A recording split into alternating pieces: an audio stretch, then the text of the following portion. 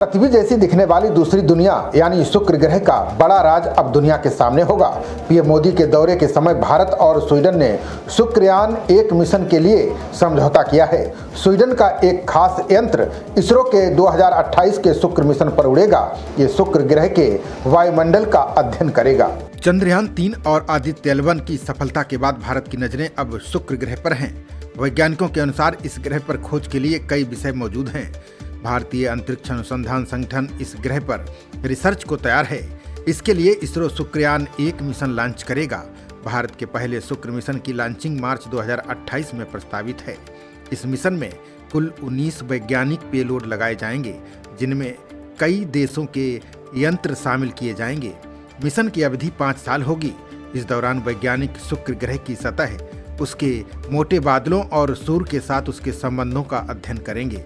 PM Modi के Sweden दौरे के बाद इसरो का शुक्रयान मिशन अब और मजबूत हो गया है। भारत और स्वीडन ने इस मिशन के लिए समझौता किया है, यानी इस मिशन में अब स्वीडन भी शामिल हो गया है। मिशन के दौरान स्वीडन इसरो को एक खास वैज्ञानिक उपकरण देगा। इस यंत्र का नाम बेनिस नेचुरल एनालाइजर है। यह यंत्र शुक्र ग्रह पर स्थित सौर कणों का पता लगाएगा और समझाएगा कि ये कण शुक्र के वायुमंडल को कैसे प्रभावित करते हैं। इस अध्ययन से वैज्ञानिकों को शुक्र ग्रह की जलवायु, उसके वायुमंडल के विकास और सौर मंडल के अन्य ग्रहों के बारे में बेहतर जानकारी मिल सकेगी। साथ ही इसके जरिए शुक्र ग्रह के वातावरण और वहां होने वाले बदलावों का भी अध्ययन किया जा सकेगा। वैज्ञानिकों के अनुसार शुक्र पृथ्वी का सबसे निकटतम पड़ोसी ग्रह है। इसके बाद भी इस ग्रह पर अध्ययन या शोध करना आसान काम नहीं है। इसकी वजह यहाँ का तापमान है। शोधकर्ताओं के अनुसार यहाँ की सतह का तापमान 460 डिग्री सेल्सियस तक पहुँच जाता है। इसके अलावा उसका वायुमंडल बेहद घना और जहरीला है। यही कारण है कि इस ग्रह पर शोध करना बेहद जटिल और कठिन काम माना जाता है। बता दें कि शुक्रयान 1 मिशन भारत की बढ़ती वैश्विक अंतरिक्ष क्षमता को दर्शाता है।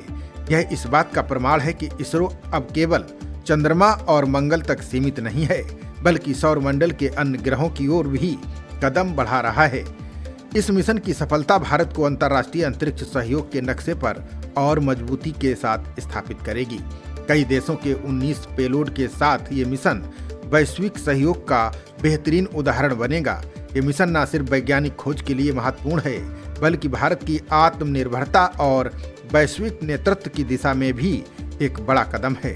मार्च 2028 में जब शुक्रयान 1 लॉन्च होगा तो पूरी दुनिया इसकी ओर देखेगी। खबरों का सिलसिला जारी रहेगा। देखते रहिए जनप्रवाद। नमस्कार।